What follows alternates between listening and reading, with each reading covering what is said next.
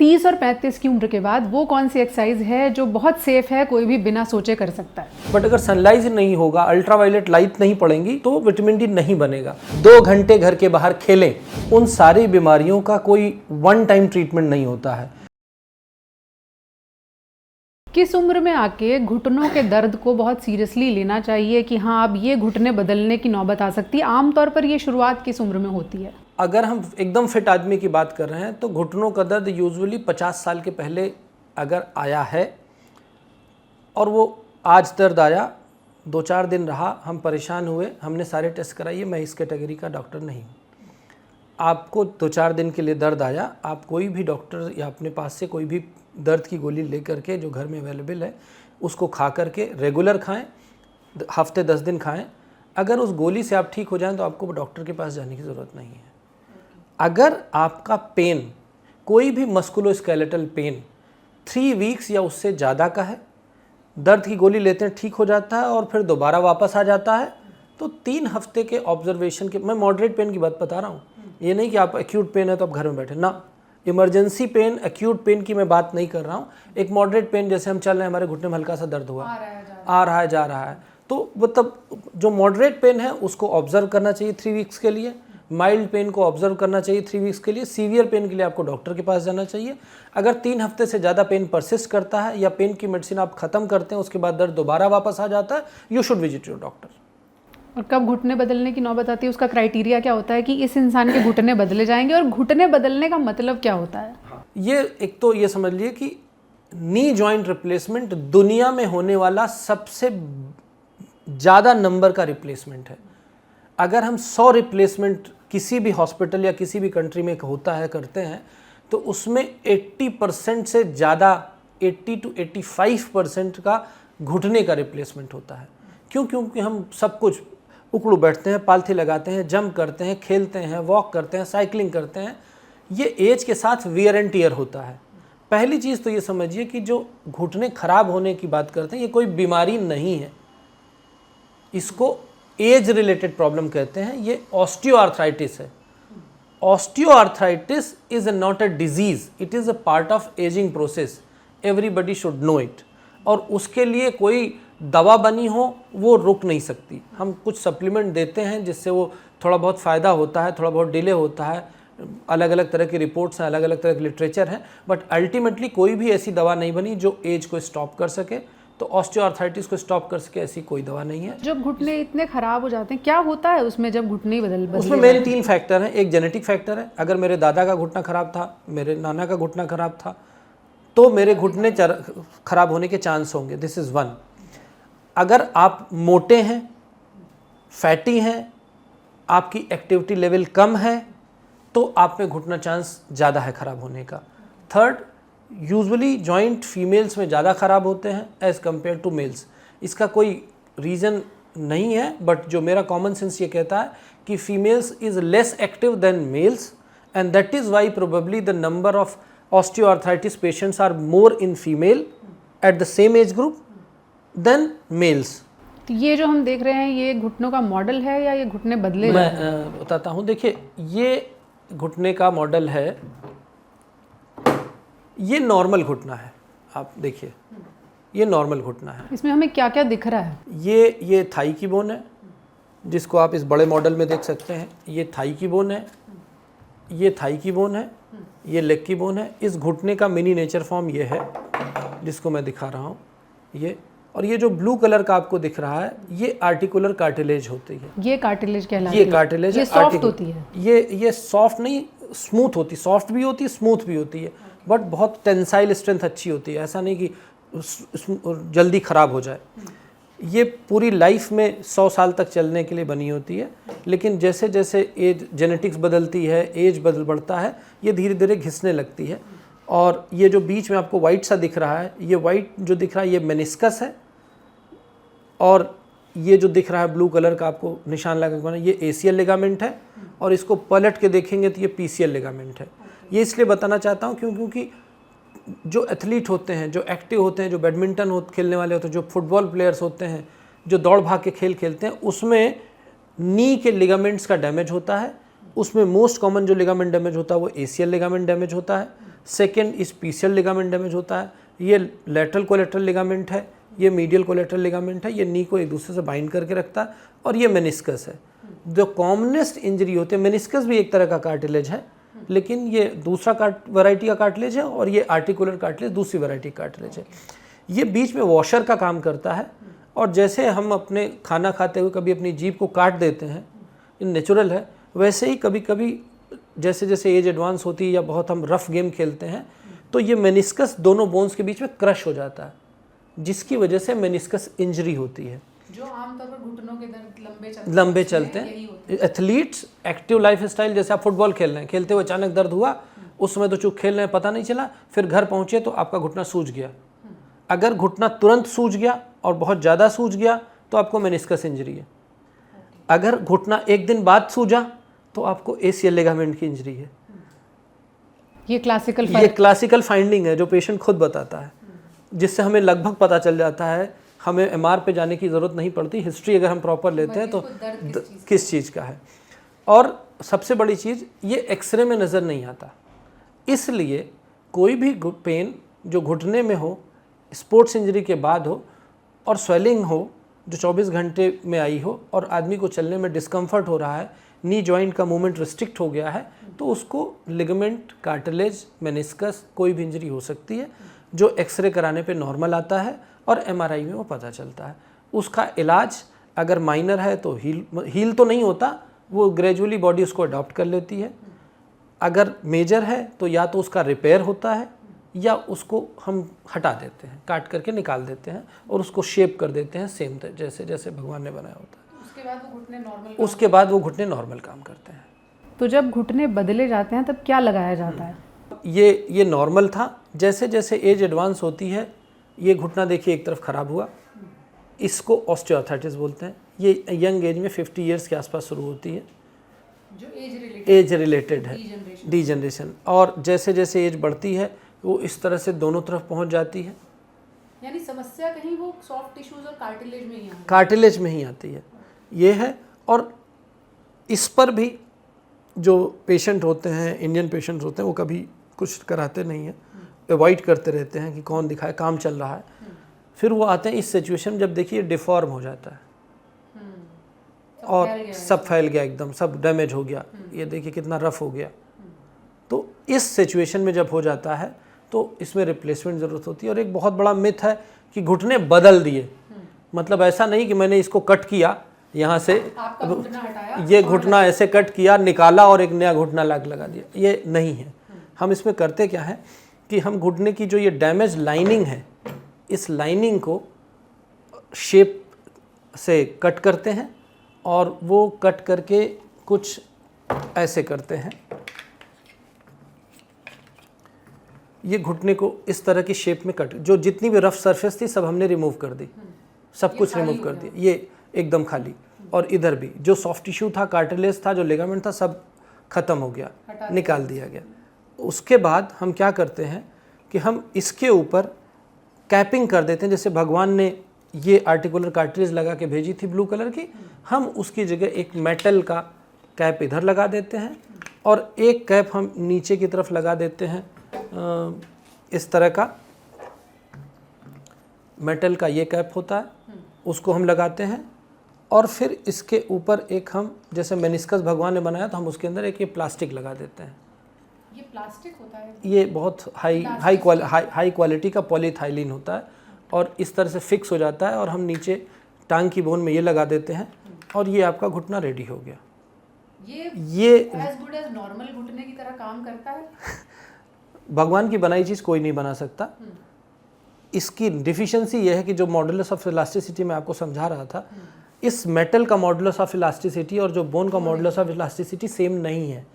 तो आप एक्टिविटी कर सकते हैं, एक्टिव रह सकते हैं, पर जंप करने वाला काम अवॉइड करना नहीं करना चाहिए। वो इमरजेंसी के लिए, घर में आग लग गई तो कूद के भागना है, आपका रिप्लेस हुआ है, that is very separate situation. आपको कहीं से भागना है, दौड़ सकते हैं, ये सब के लिए कर सकते हैं। चूँकि ये डिफरेंट है तो अगर आप ज़्यादा एक्टिविटी करेंगे तो ये लूज़ हो जाएगा और ये डैमेज हो जाएगा। और डैमेज होने के बाद जो इसी में हम आगे बढ़ जाते हैं, ये देखिए ये किसी पेशेंट का, ये ओरिजिनल इम्प्लांट है, ये देखिए ये प्लास्टिक डैमेज हो गया।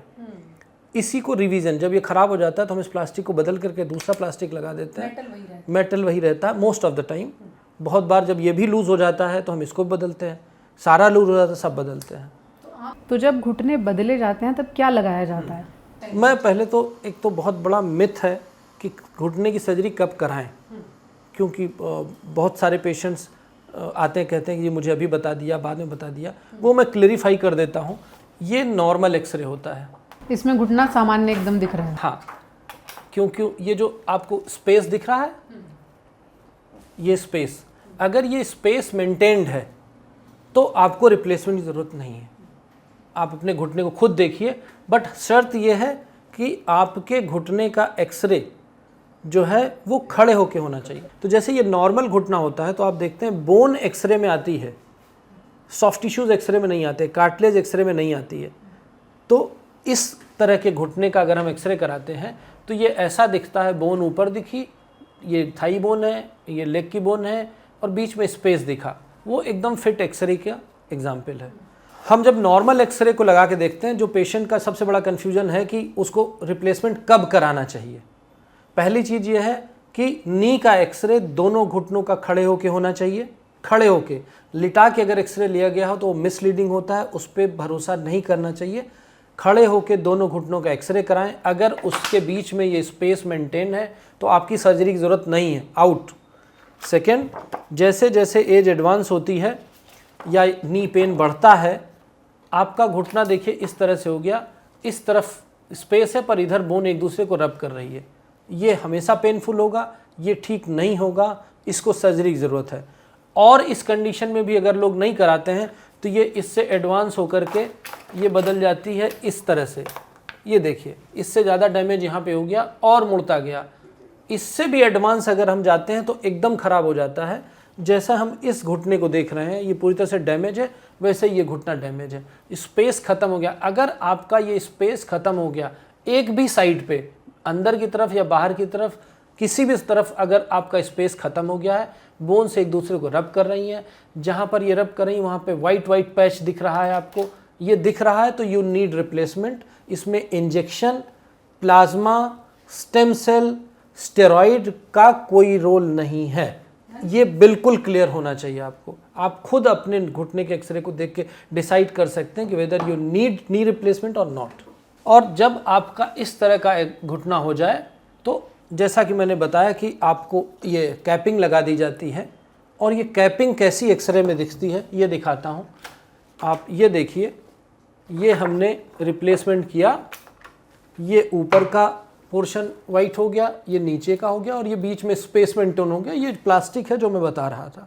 ये एक ideal post knee replacement X-ray है जो होना चाहिए। ये प्री ऑपरेटिव एक्सरे है, ऐसा होगा।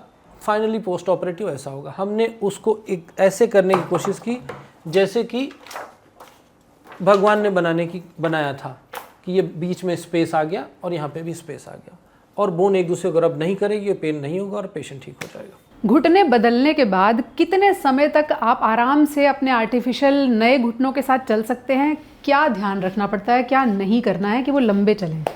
देखिए, घुटना रिप्लेस होने के बाद नेक्स्ट डे से फुल वेट बेयरिंग वॉकिंग की जाती है, लेकिन इसका मतलब आप नेक्स्ट डे फिट हो गए। आपको पूरी तरह से रिकवर करके नॉर्मल लाइफ में जाने में 4 से 6 महीने का समय लगता है, जिसमें आप एडॉप्ट हो जाते हैं नए घुटने को लेकर के। तो वो आज घुटना रिप्लेस किया, कल आप दौड़ेंगे, ये जादू नहीं होता है। हाँ, पर अगले दिन आप फुल वेट बेयरिंग वॉक करेंगे। एक भी दिन आपको बिना किसी की मदद के टॉयलेट जाने की ज़रूरत जा सकते हैं, आपको किसी की मदद की ज़रूरत नहीं है। 6 महीने 1 साल में इसकी पूरी फुल रिकवरी होती है। 1 साल बाद भी आपको क्या नहीं करना है, मैं एक चीज़ याद रखिए, आपको ज़मीन पे नहीं बैठना है। अच्छा रिप्लेस किए हुए घुटने में मरीज़ ज़मीन पे बैठ सकता है, लेकिन वो हैबिट नहीं होनी चाहिए। आपके घर में पूजा है, आपको किसी मजबूरी में बैठना पड़ रहा है, तब आप बैठ सकते हैं, लेकिन अवॉइड करना बेस्ट है।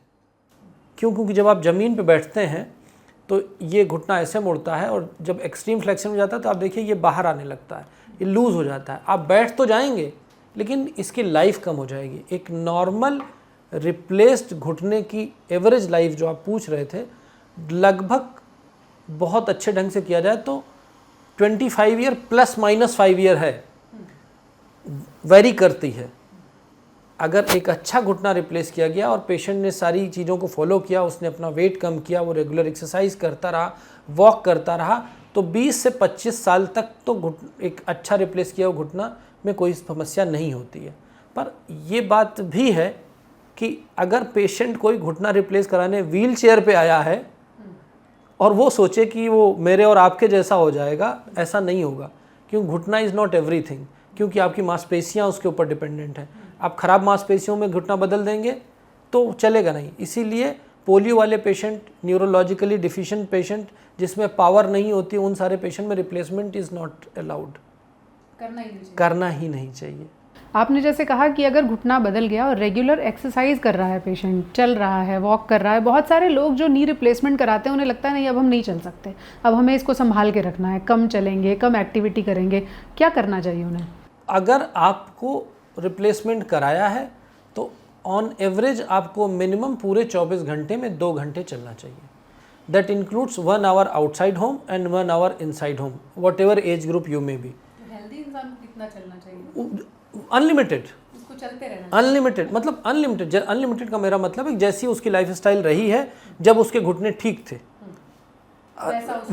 वैसा उसको मेंटेन करना चाहिए।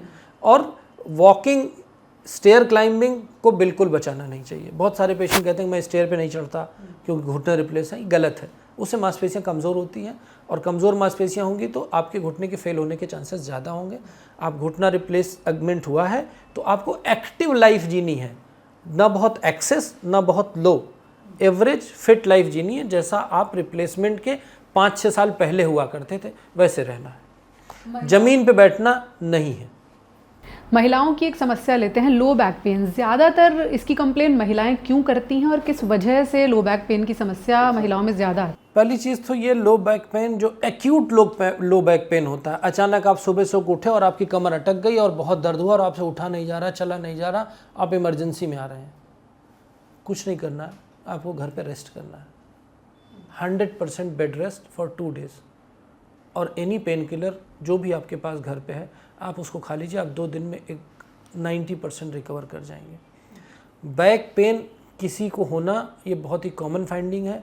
दुनिया में जो भी ह्यूमन बीइंग है उसको लाइफ में 3 से 5 बार बैक पेन और कम से कम 2-4 बार कंधे का पेन और नेक पेन, अगर ये हो रहा है तो ये कोई बीमारी नहीं है, कोई नेगेटिव नहीं है, ये पार्ट ऑफ लाइफस्टाइल है, ये हो सकता है।